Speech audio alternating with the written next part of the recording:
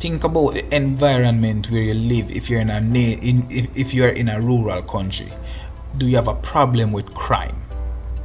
Do you really think Jamaica have a crime problem? Or do you think Jamaica have a crime business? How many people in Jamaica benefits from crime?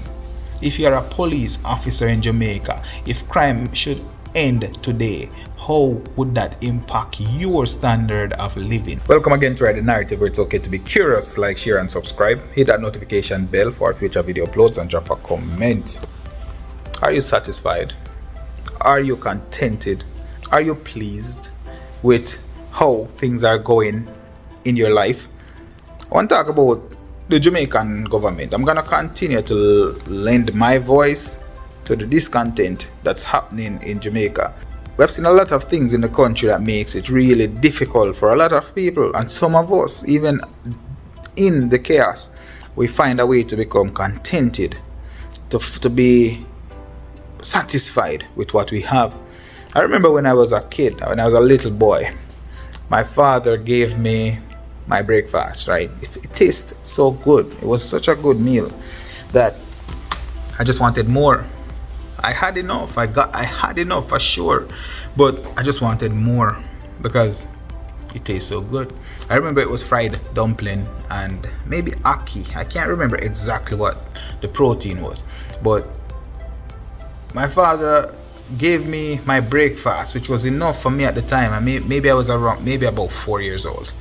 And immediately after I got my food and I start like rushing that food down, I asked for more. And being the person that my dad was, he gave me more. He gave me more, but he gave me more with a warning.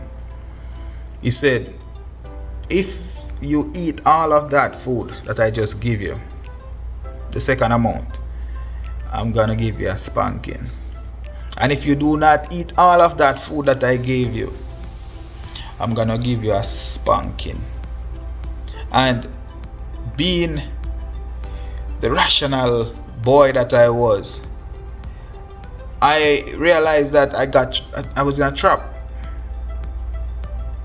And the word that came after all of that was, you need to learn how to be satisfied.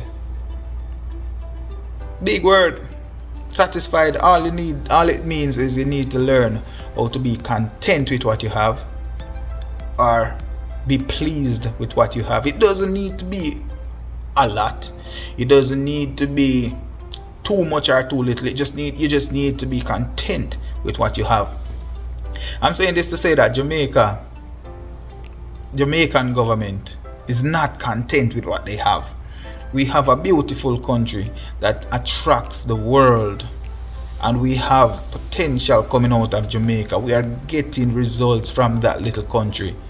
We get it quite frequently. We are on the map. If you see the Jamaican flag, you know exactly what it is. We have an identity of our own. We have the kind of food that people can recognize as Jamaican food. We have the kind of athletes, the sport that people kind of associate with Jamaica. We have a lingo that is Jamaican. We have a living culture that is Jamaican. But we are not content with what we have. We have a country that is fully nature. Fully naturist. Even if you go into the middle of a halfway tree and you're there, we still have our culture alive and well inside of halfway tree. Halfway tree still is not completely the kind of nature that Jamaica is, but there are still pockets of nature there. The government is not content with Jamaica just being Jamaica. They want Jamaica to be more like America. They want Jamaica to be more like the UK. They want Jamaica to be a first world country. Is Jamaica right now any worse off than a first world country just because it does not have all of the amenities of a first world country? How many people do you know in Jamaica that are truly content with living in a peaceful rural community where the air is clean and the water is still fresh? You don't have all the noise buzzing. You don't have all the toxin that you have to be afraid of. You can still drink the water from the pipe. The rivers are still clean enough for you to bathe in, to swim in without picking up rashes. There is not that much pollutant surrounding the country. We have pockets of pollutant, but take a look at where those pollutants are. Those pollutants are in the most developed part of Jamaica, the parts that are more societal than nature's. Look at the expensive parts of Jamaica. Those parts are the parts that are more societal than nature's. Naturally, there is a strategy to make nature's environments expensive. The land in Jamaica is being sold at extremely exuberant prices, and this is to distract people from prioritizing building their own homes, while they would make renting a little bit more desirable. And it's a short-term problem because it's not a solution.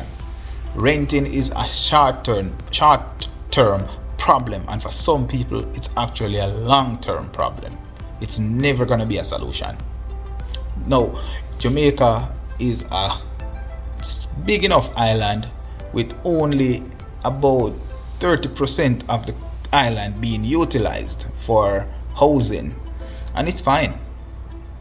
It's fine because the less of the country that is being developed, the better for the country. It's better for the environment.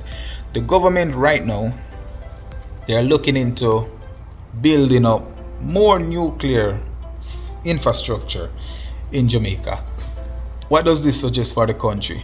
This suggests that the government and stakeholders alike are introducing toxins into the country that will ultimately destroy the country. Two sides to that story.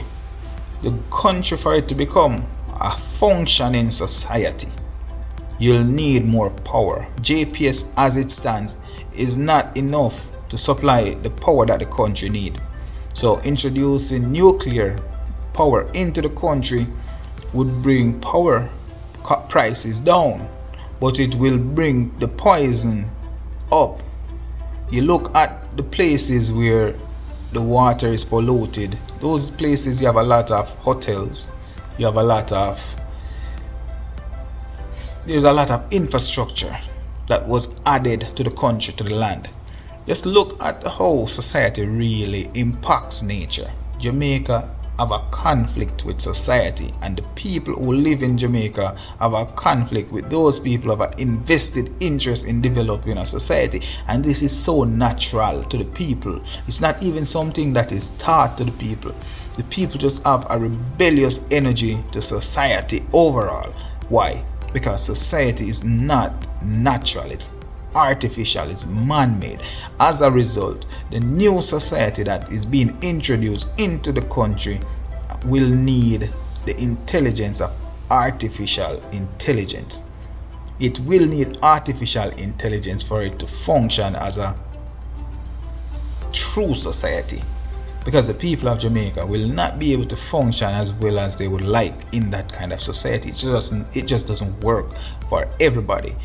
I understand the concept of having a society. It allows a lot of ease, but it's not for everybody. It's really not for everybody. And the government not being satisfied with a nature's reserve like what Jamaica is will ultimately destroy it. It's just a matter of time. It's either that nature is going to rebel against us, or we're going to overwhelm nature in Jamaica. Are you satisfied? Truly, it's a real question. When you look around yourself, you're especially living in Jamaica, are you satisfied? And if you can voice your dissatisfaction, is it something that you are dissatisfied with, or is it something that you were told that is not enough? Are you satisfied with the community that you live in, which is not in this middle of a town or a city? Do you enjoy the clean air? Do you enjoy the fresh breeze in the morning? Do you enjoy being able to sleep without too much noise? Think about the environment where you live if you're if you're in a rural country. Do you have a problem with crime? Do you really think Jamaica have a crime problem? Or do you think Jamaica have a crime business? How many people in Jamaica benefits from crime? If you're a police officer in Jamaica, if crime should end today, how would that impact your standard of living? How would that impact your life? Would you still have the same purpose and mission that you currently have? Do you think Jamaica have a crime problem or we have a crime business? Think about it. Do you think that Jamaica have a problem with envy? They are seeing what is happening in other places and just want it more than how they want what they have, more than being content with what they have. And I'm not saying this to the local person, because a lot of the ideologies are being forced on the local person. Do you think that Jamaica have a greed problem? And as I explained about that dumpling breakfast that I had, my father gave me exactly the same amount that he gave me the first time, the second time around, knowing well that I cannot eat that much. But I was greedy. My dissatisfaction led to greed. Now I wanted more because it was so good. And if I was not thinking, because he offered more, gave me more, but he gave me with a warning. Not everything that we get with a warning. Sometimes we have to just wait for the result. Wanting more comes with a warning. A lot of times. My father gave me 3 dumplings to begin with as a 4 years old. And then he gave me 3 dumplings afterwards. And he said, if you eat it, I'm gonna spank you. And if you don't eat it, I'm going to spank you. And I didn't eat it, because the risk of eating that outweighed the reward of eating it. If I had ate that food, it would have fed into my greed and my gluttonous, because I would have been full and still eating. So I would be doing 2 things at the same time. I would be feeding my greed and my glut. And Jamaica, they have been feeding their greed and their gluttonous for a long time. And they have been feeding pride as well, because the country, people of the country, they know that there's no reason to love one party more than the other. There's absolutely no reason. But you are born in the green or the orange, and the pride says, I'm gonna stick to my green or my orange. That is pride, and it will destroy you. The lust, the desire to become nice and better than somebody else, the desire to be acknowledged by somewhere else, to be called a first world country, will ultimately destroy the nature's reserve that we have. And for those people who live in the rural country that cannot identify with crime, for those people who cannot identify with the stink drain and the pollute air, the greed and gluttonous and envy that the government have will bring destruction to the door of many people who have no problem with where they are living right now. They have no problem living in a rural community, raising a couple chickens, slowly building their homes, because the idea of buying a $25 million house, a $30 million house in Jamaica is so alluring and so attractive. Getting this completed project all at once is so alluring, so attractive. Ultimately, building a 1-bedroom and continuously adding to it while your children are growing along with that house, while you add on to it, brings a lot more reward than buying that house all at once, especially in a country like Jamaica. The reason for this is that you would have been teaching your children valuable lessons while your house is growing along with them. There's so much that comes with just being contented with the time. A valuable lesson that comes with life is peace, be still. There's a time when you have to stop, just slow down, be still. If it's too popular, it's not for you. Too popular means that you're going with somebody else's idea. Think about it. Walk away from a popular idea and see how much stress comes off you, because originally it was not your idea to begin with. Your idea is very unlikely that it's going to become a popular idea. Very unlikely. And even if you have an idea that you created, let's say you created a tradition in your household and it become a tradition that passed down from generation to generation to generation, somebody would see the value in that idea and ultimately try to destroy it, because a good idea is not welcome in a bad world. Think about it. The popular things right now, usually they are not the best. It's really just not the best. Look at the kind of content that gets the most attention at the moment. Look at the kind of people that get the most attention at the moment. Look at the things that get the most attention. Do you think that it offers a lot of benefit to you? I'm talking to you, that one person who it really resonates with, that one person who just need to hear one or two things that I was saying or had said. Yes, I'm talking to you. Do you think that the popular crowd really benefits you, or does it benefit the mass? Because a man will always need to fix his home. Imagine everybody in Jamaica fixing their home before trying to fix the entire country. How beautiful would it be? How beautiful would it be? Thinking about you building that 1-bedroom house with a bathroom and a little living room, and you learn how to be content with that, save some money, and then add on to that room. Let's say that you did the research, and instead of building the house 2 rooms wide, you build it 2 rooms up. Now you're saving yard space. Over time, it pays off. There's so much that comes with just thinking for yourself, because the popular crowd will shift again and everybody have to shift with it. But if you're staying in your lane, doing your thing, thinking about the reality of where you live, if you're living in the bushes, all you need to do is be content with the bush and slowly clear a path to the bush to your house, and start and continuously clear paths around your houses. People will follow a leader. You cannot allow a crowd to lead you. Lead yourself, because whenever a student shows up, the teacher will show up. If you are a student, there will be a leader that show up that benefits you.